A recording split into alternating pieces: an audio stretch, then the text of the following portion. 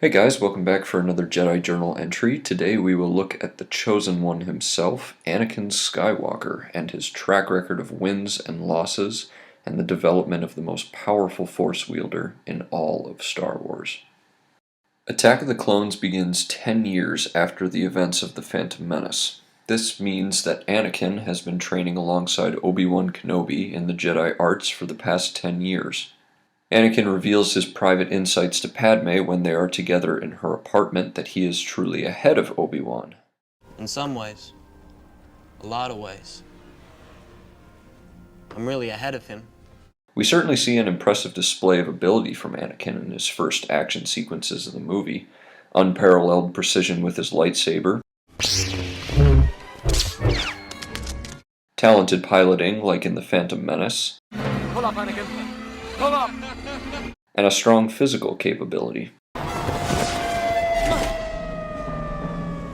Anakin's talent might even be too good, and he is prevented from progressing as fast as his inherent talent might allow. Knowing how strong Anakin is and how much stronger he will become, it is important that he learns control and masters himself before he becomes too strong to control his power or to be kept in check. And it is for this reason we can assume that Anakin is not lying and that he is being held back. I'm ready for the trials. But he feels that I'm too unpredictable. He won't let me move on. He's holding me back! You are on this council, but we do not grant you the rank of master. Despite his forcibly stalled progression, Anakin can be ranked during the events of Attack of the Clones next to some of the stronger Jedi in the Order. We see this evidenced by his surviving the arena battle, where many other Jedi Knights died, and during the duel with Count Dooku. Anakin's lack of self-control ends with him being taken down by Force lightning, showing us that self-mastery is superior to raw power. I talked about this in my video on why the dark side isn't stronger, which I can link at the end of this video. Obi-Wan fights Dooku on his own and is soundly beaten in a duel that actually resembles the Cloud City duel in Empire Strikes Back. Dooku's movements are simple and efficient, whereas Obi-Wan moves around a lot looking for an angle. Dooku, like Vader, casually talks to his opponent, even trying to encourage him to perform at a higher level. Surely you can do better. This contrasts the level of comfort each has within the duel itself. Dooku being much more relaxed in a duel against the Jedi Knight than Obi-Wan, who is against the ex-Jedi Master. Dooku even remarks that his skill doesn't live up to his name. Master Kenobi, you disappoint me. Yoda holds you in such high esteem. We also hear a lot of grunts coming from Obi-Wan, as he has to really exert himself to try to get around Dooku's tricky blade work. At the climax of their duel, Dooku has a wide grin, as he handily defeats Obi-Wan, confirming that up to that point Dooku had been toying with him, much in the same way Vader was toying with Luke. Dooku is a seasoned Jedi Master and is clearly far more skilled than Obi-Wan Kenobi. This brief duel shows us that Dooku is very powerful and could take out Obi-Wan whenever he wanted to. When Anakin leaps into the fray to save Obi-Wan from a killing stroke, Anakin displays a strong improvisation when he briefly wields two sabers, managing to push Dooku back before the veteran Dark Jedi can recover. They both go on the offense, with Anakin leading Dooku into darkness to try to gain an advantage. I always really liked being able to see the movements during lightsaber duels, but I must say that I actually really like the way this was shot. It's certainly a good way to give us a Christopher Lee sword performance without having to require him to move around a lot in his old age. The two remain silent throughout their exchange, in stark contrast to Obi-Wan, grunting and exerting himself to try to keep up with Dooku. We see Anakin go toe-to-toe with the powerful Dooku, but in the end, the more seasoned Jedi wins. Dooku then bows his head and lets out a heavy sigh, having been worn out from his duel with Anakin. It was the apprentice, not the teacher, who was able to push Dooku closer to his limits in this fight. It is made obvious that there is a definitive skill gap between Anakin and Obi-Wan, seen by the differing levels of exertion during the fights, as well as by Dooku's behavior post-battle.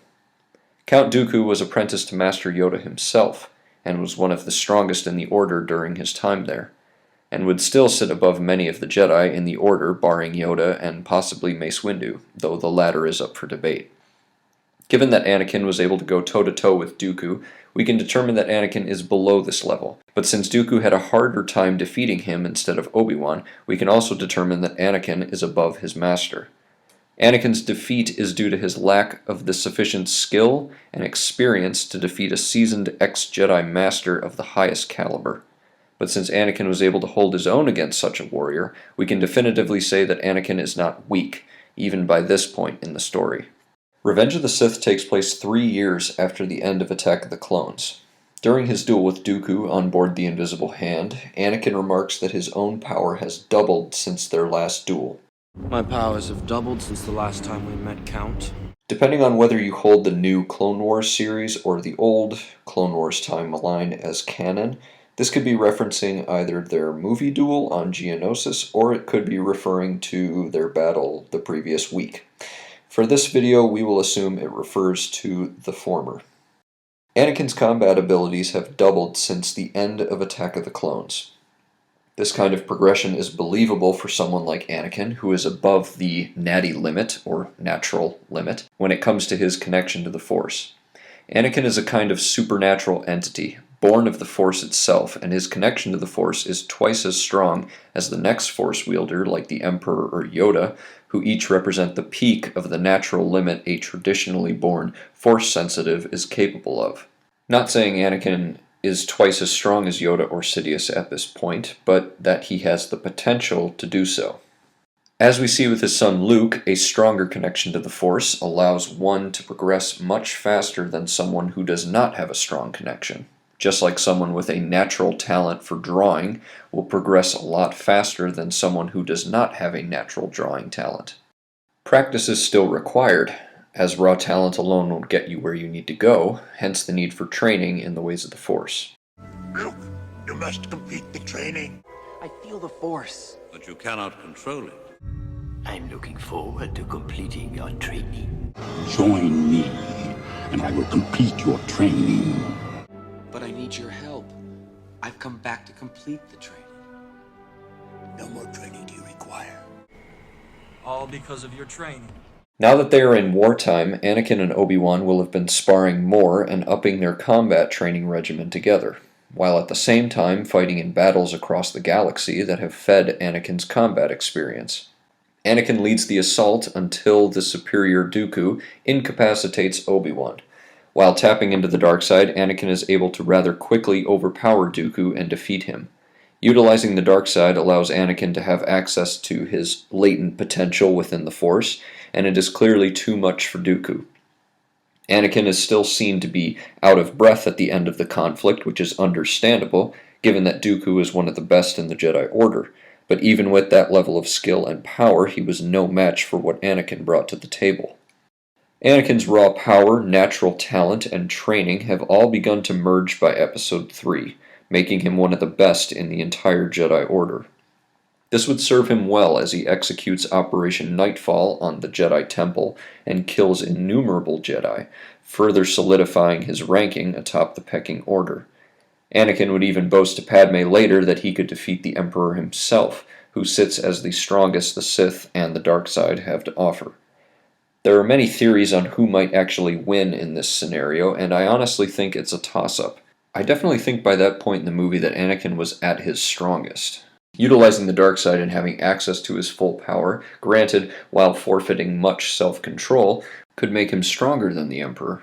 But his lack of discipline might be his undoing against someone as powerful as Sidious. I don't think Anakin would win easily, but I also don't think Sidious would win easily. I can discuss my thoughts on that pairing in another video if there's interest. Let me know down below. Having immersed himself in the dark side, gaining greater access to his full potential, and having slain many Jedi, Anakin is the strongest he has ever been at the time of his duel with Obi-Wan. Anakin has not mastered his full power, but is able to tap into it. His intense rage at Obi-Wan unbalances him, and prevents him from remaining in control of himself, something that has always been Anakin's weakness. Anakin forfeits self-control for more power, and this makes him not only more dangerous, but also more vulnerable. I would point out here that as skilled as Obi-Wan is, I think he would have been killed in this duel like so many other Jedi had before him, had it not been for something unique. The power gap between him and Anakin is large now, coupled with the fact that Anakin was most likely better than him even 3 years ago. Stunt coordinator Nick Gillard, in a behind-the-scenes making of Episode 3 documentary, stated that Anakin was a level 9, being up there with Yoda and Sidious, while Obi was stuck at an 8. To fight this Lord Sidious strong enough, you are not. The documentary is called It's All For Real, The Stunts of Episode 3, and I think it can be found here on YouTube. So if Anakin is stronger, how did he lose? It was because unlike all of the other Jedi Anakin fought and killed, Obi-Wan has a relationship, a history with Anakin. They trained and fought side by side almost every day for 13 years. They know each other's fighting styles and maneuvers better than they know their own. We see the gap in power, as it is Anakin who keeps Obi-Wan on his toes, forcing him backwards throughout while their blades weave and lock. This relationship, coupled with the foresight and enhanced reflexes granted by control of the Force, and Obi-Wan's mastery of the defensive lightsaber style Form 3, allowed him to live long enough to find an environmental advantage. This duel gets some flack for looking too choreographed, but given that the Jedi use the Force to enhance their reflexes through precognition, and the fact that these two have sparred thousands of times over the course of their master-student relationship, it makes sense that they know each other's moves inside and out to the degree that parts of their fight might just be on autopilot for them. I am not insinuating that Obi-Wan is weak by any stretch of the imagination, but what I am saying is that he's not on Anakin's level, just like he's not on Yoda or Sidious's level. It is this connection that allows Obi-Wan to survive long enough to reach the high ground and secure a victory condition, without which he might have lost. Anakin's unbalanced rage and lack of self-mastery become his downfall as he decides to try to kill Obi-Wan the same way Obi-Wan killed Maul when he had the high ground on Naboo, instead of keeping a level head and approaching him from a different angle. And this plays back to Anakin's weakness of letting his emotions get the better of him. The stunt coordinator Nick Gillard said that while Anakin is a 9 and Obi is an 8, it's important to master each rank before progressing to the next one. Anakin's natural ability and later usage of the dark side allowed him to progress far too quickly for his own good. Without self-mastery, he let his ego get the better of him and lost the battle to a judgment call, despite being the stronger warrior. Rather like his defeat on the second Death Star at the hands of his son. Taking place 19 years after the end of Revenge of the Sith, Episode 4 gives us the long-awaited reunion of Obi-Wan and Vader. Their duel is slower paced than in the past, due to the fact that at the time of filming, the prop lightsaber blades were very fragile and couldn't make hard contact without breaking. An in-universe answer would say that Vader had learned his lesson from 19 years ago and was now proceeding more cautiously with Obi-Wan, and instead of underestimating his old master, chose to overestimate him. Coupled with the fact that Vader's range of motion with his limbs was limited by both the heavy suit and prosthetics, Vader moves more cautiously and precisely instead of charging in like a bull in a china shop. The match is shown as having Obi-Wan once again being on the ropes as he gets pushed back by Vader. Just like on Mustafar, Obi-Wan is forced to give ground by the superior power of his old apprentice. 3 years after the events of Episode 4, on Cloud City, Vader duels his son, Luke. Luke possesses the same connection to the Force as his father did before he sustained his injuries on Mustafar, but that same raw talent has not been tempered properly with much training. This duel is rather one-sided in this way, as Luke not only lacks training and experience, but is also not emotionally ready for this confrontation, as we see in the cave scene on Dagobah. Luke is reminded upon arrival that he has only just begun his training and is in over his head. Vader and Luke ignite their lightsabers at different speeds, showing us that Luke is on edge while Vader is calm and perfectly okay with taking his time. As they engage, Luke uses 2 hands, while Vader uses 1 on his saber. Vader even sends Luke to the ground, using 1 hand against Luke's body weight. This all underscores their relative control over the situation, as well as the difference in their power. Vader is more relaxed in combat and shows this by offering praise to the young Jedi, contrasted by Luke having to hype himself up. You have learned much, young one. You'll find I'm full of surprises. Having learned that Luke is his son, Vader does not want to kill Luke during this duel, and so uses it as an opportunity to tease and test him. The match itself is as much about survival for Luke as it is an audition in Vader's eyes. Vader wants to see what Luke's made of. As the duel progresses, Luke begins to catch his footing on how to fight against Vader, but even though Luke can defend himself against Vader, Vader doesn't need to touch Luke to destroy him. Using his telekinesis and hurling objects at Luke, Vader shows that his command of the Force far outclasses Luke's level of control. After being struck, the once patient Vader now decides to stop toying with his prey, and Luke is immediately dismembered.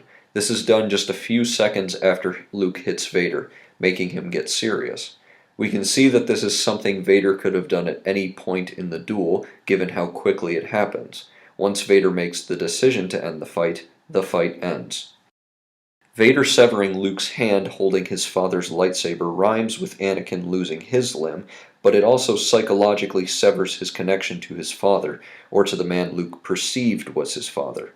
Because Luke had an idea of who he thought his father was when he came into this fight, and he's about to get that blown apart. Luke thought his father was a Jedi who was killed by Vader after being betrayed by him. And Luke now carries his father's legacy into battle against his murderer, and also the murderer of Ben Kenobi.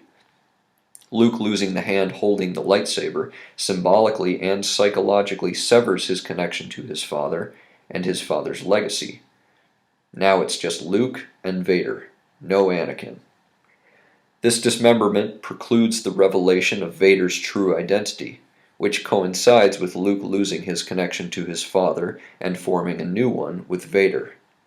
Where Luke used to carry the sword to take up the Jedi mantle and avenge his father, he now no longer has that connection via the weapon itself. And in reaching the climax of his confrontation with Vader, he learns the truth about his father, and a new side to himself as well.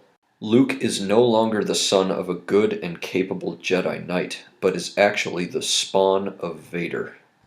This forces Luke to revise the way he sees himself, and forces him to grow into his own man with his own destiny, which we see when he makes his own lightsaber in Return of the Jedi.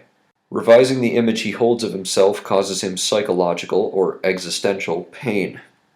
You may have encountered this in your own life too, where you discover something about yourself or you see how other people perceive you, and it forces you to reshape the way you see yourself.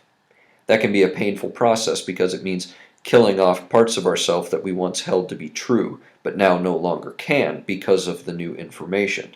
And simultaneously with this painful destruction or burning off of metaphorical dead wood comes a growing process where we reshape and grow into something new. Wanting his son by his side and wanting someone powerful enough to beat the Emperor, he tempts Luke to join him. I believe Vader wasn't trying to trick Luke, but did actually want Luke by his side, but I will get to that in a minute. Luke jumps from the platform, choosing death over becoming like Vader.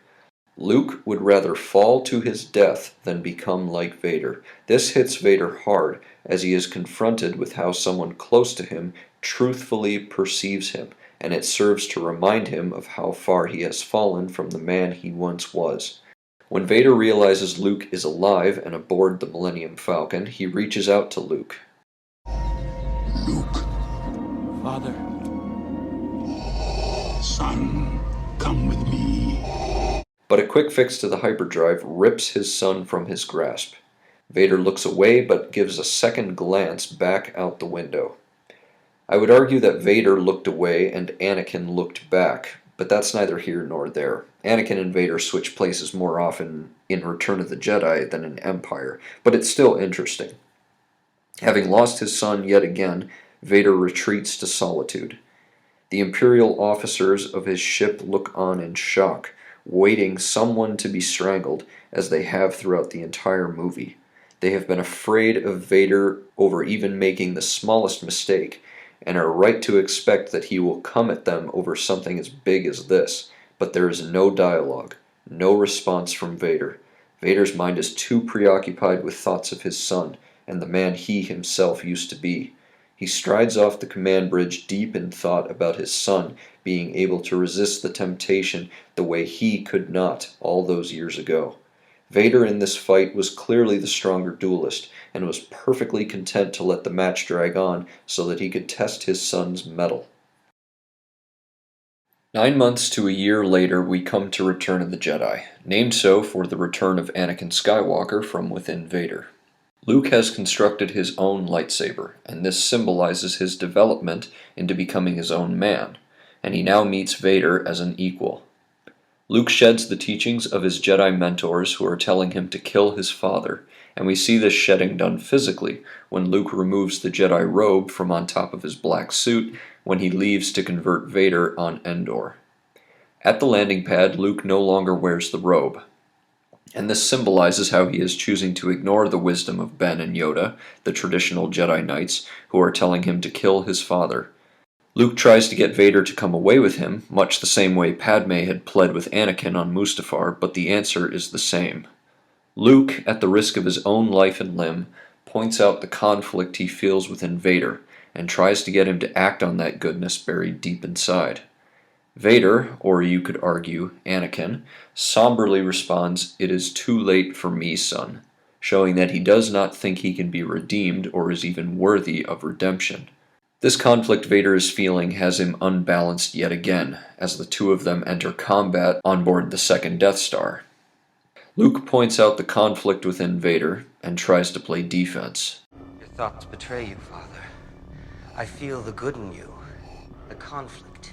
The duel itself consists of Luke tapping into the dark side when he is on the offensive, pushing Vader back while doing so, before then centering himself and playing defense. Speaking of Luke going on the offensive, I always liked this cut. Get down here! She's wounded! No, wait! I got an idea.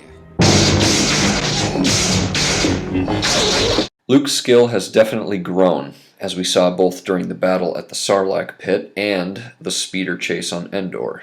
You could place Luke's abilities somewhere on par with your run-of-the-mill Jedi Knight from the prequel trilogy, given these feats, but that level of skill is nowhere near the imposing Vader. The same Vader who cut down innumerable Jedi of such caliber during Order 66. But Luke's new skills are at least enough to keep him alive.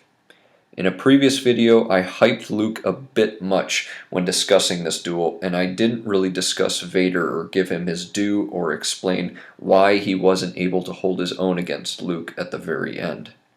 It is the conflict within Vader unbalancing him that makes him vulnerable, just as it always has. With the dark side giving Luke his full power, it makes him powerful enough to overwhelm Vader in his emotionally compromised state.